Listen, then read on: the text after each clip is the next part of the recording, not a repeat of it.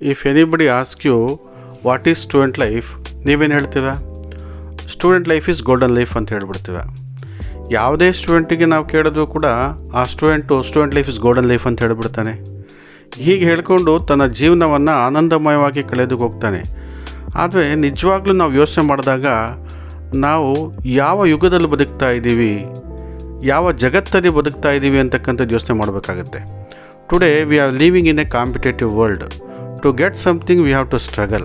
ನಾವೇನಾದರೂ ಪಡ್ಕೋಬೇಕು ಅಂತ ಹೇಳಿದ್ರೆ, ಏನಾದರೂ ಸಕ್ಸಸ್ಸನ್ನು ಹೊಂದಬೇಕು, ಗಳಿಸ್ಕೋಬೇಕು ಅಂತ ಹೇಳಿದ್ರೆ ಸ್ಟ್ರಗಲ್ ಮಾಡಲೇಬೇಕಾಗತ್ತೆ. ಸ್ಟೂಡೆಂಟ್ ಲೈಫಲ್ಲಿ ನಾವೇನಾದರೂ ಸ್ಟ್ರಗಲ್ ಮಾಡಿದ್ರೆ ಮುಂದಿನ ಲೈಫ್ ಏನಾಗುತ್ತೆ, ಗೋಲ್ಡನ್ ಆಗುತ್ತೆ.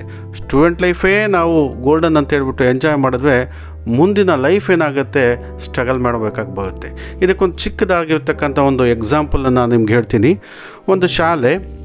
ಒಂದು ಶಾಲೆಯಲ್ಲಿ ಒಬ್ಬ ಬಯಾಲಜಿ ಟೀಚರ್ ಏನು ಮಾಡ್ತಾಯಿದ್ರು, ಒಂದು ಬಯಾಲಜಿ ಲ್ಯಾಬಲ್ಲಿ ಬಟರ್ಫ್ಲೈ ಲೈಫ್ ಸೈಕಲ್ ಬಗ್ಗೆ ಒಂದು ಎಕ್ಸ್ಪೆರಿಮೆಂಟನ್ನು ಮಾಡಿ ವಿದ್ಯಾರ್ಥಿಗಳಿಗೆ ತೋರಿಸ್ತಾಯಿದ್ರು. ಸೊ ಏನು ಮಾಡಿದ್ರು ಅವರು, ಒಂದು ಬಯಾಲಜಿ ಲ್ಯಾಬಲ್ಲಿ ಒಂದು ಕಾಕೂನನ್ನು ತೊಗೊಂಡು, ಕಾಕೂನ್ ಅಂತ ಹೇಳಿದ್ರೆ ಬಟರ್ಫ್ಲೈ ಒಂದು ಗೂಡು. ಏನು ಹೇಳ್ತೇವೆ ಅಂತ ಹೇಳಿದ್ರೆ, ಎಲ್ಲ ವಿದ್ಯಾರ್ಥಿಗಳನ್ನು ಕೂರಿಸ್ಕೊಂಡು ನೋಡಿ, ಈ ಒಂದು ಕಾಕೂನ್ ಏನಿದೆ, ಈ ಒಂದು ಬಟರ್ಫ್ಲೈ ಗೂಡೇನಿದೆ, ಸ್ವಲ್ಪ ಹೊತ್ತಲ್ಲಿ ಏನಾಗುತ್ತೆ, ಅದು ಒಡಿತಾ ಹೋಗುತ್ತೆ. ಅದರ ಒಳಗಡೆಯಿಂದ ಒಂದು ಚಿಟ್ಟೆ, ಒಂದು ಬಟರ್ಫ್ಲೈ ಔಟ್ಸೈಡ್ ಬರುತ್ತೆ. ಔಟ್ಸೈಡ್ ಬರಬೇಕಾದ್ರೆ ಆ ಬಟರ್ಫ್ಲೈ ತುಂಬಾ ಸ್ಟ್ರಗಲ್ ಮಾಡುತ್ತೆ, ಕಷ್ಟಪಡುತ್ತೆ.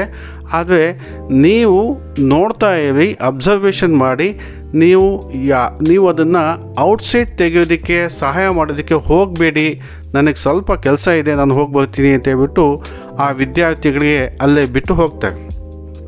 ಸ್ವಲ್ಪ ಹೊತ್ತಾಗುತ್ತೆ, ವಿದ್ಯಾರ್ಥಿಗಳು ಏನು ಮಾಡ್ತಾರೆ, ಆ ಬಟರ್ಫ್ಲೈನ ನೋಡ್ತಾನೆ, ಆ ಒಂದು ಬಟರ್ಫ್ಲೈ ಕಾಕೂನನ್ನು ನೋಡ್ತಾನೆ ಇರ್ತವೆ.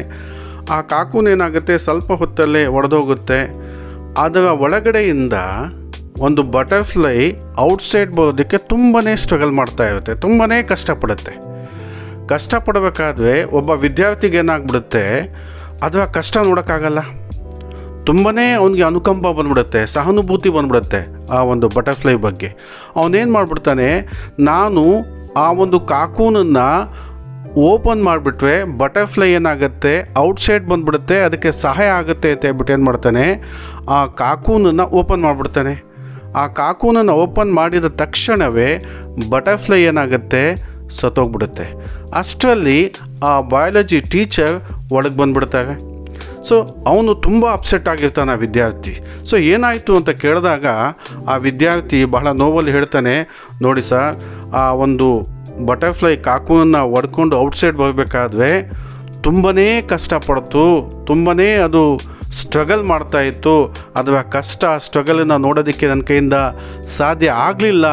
ಅದಕ್ಕೆ ನಾನೇನು ಮಾಡಿದೆ, ಆ ಕಾಕೂನನ್ನು ಏನು ಮಾಡಿದೆ, ಓಪನ್ ಮಾಡಿಬಿಟ್ಟೆ, ಅದು ಸತ್ತೋಗ್ಬಿಡ್ತು ಸರ್ ಅಂತ ಹೇಳ್ತಾನೆ. ಅದಕ್ಕೆ ಆ ಟೀಚರ್ ಹೇಳ್ತವೆ, ಅದಕ್ಕೆ ನಾನು ನಿಮ್ಗೆ ಹೇಳಿದ್ದು ಆ ಬಟರ್ಫ್ಲೈನ ಓಪನ್ ಮಾಡಿಬಿಡಿ ಅಂತ ಹೇಳ್ಬಿಟ್ಟು, ಆ ಬಟರ್ಫ್ಲೈ ಕಾಕೂನನ್ನು ಓಪನ್ ಮಾಡಿಬಿಡಿ ಅಂತ ಹೇಳ್ಬಿಟ್ಟು, ಆ ಬಟರ್ಫ್ಲೈ ಕಾಕೂನನ್ನು ಓಪನ್ ಮಾಡಿಕೊಂಡು ಔಟ್ಸೈಡ್ ಬರಬೇಕಾದ್ರೆ ಅದು ಎಷ್ಟು ಸ್ಟ್ರಗಲ್ ಮಾಡುತ್ತೆ, ಅಷ್ಟು ಅದಕ್ಕೆ ಎನರ್ಜಿ ಸಿಗುತ್ತೆ, ಅದರ ಸಾಮರ್ಥ್ಯ ಏನಾಗುತ್ತೆ, ಜಾಸ್ತಿ ಆಗುತ್ತೆ, ಶಕ್ತಿ ಸಿಗುತ್ತೆ.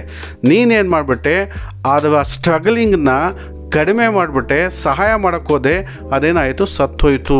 ಇದೇ ಥರ ನೋಡಿ ನಮ್ಮ ಶಾಲೆಗಳು, ನಮ್ಮ ಕಾಲೇಜುಗಳು ಆ ಬಟರ್ಫ್ಲೈ ಕಾಕೂನ್ ಇದ್ದಂಗೆ. ಆ ವಿದ್ಯಾರ್ಥಿಗಳು ಈ ಶಾಲೆ ಮತ್ತು ಕಾಲೇಜನ್ನು ಮುಗಿಸ್ಕೊಂಡು ಬರ್ತಕ್ಕಂಥದ್ದನ್ನು ನಾವು ಯಾವುದಕ್ಕೆ ಹೋಲಿಕೆ ಮಾಡ್ಬೋದು ಅಂತ ಹೇಳಿದ್ರೆ, ಬಟರ್ಫ್ಲೈ ಕಾಕೂನನ್ನು ಒಡ್ಕೊಂಡು ಔಟ್ಸೈಡ್ ಬರ್ತಕ್ಕಂಥದ್ದು.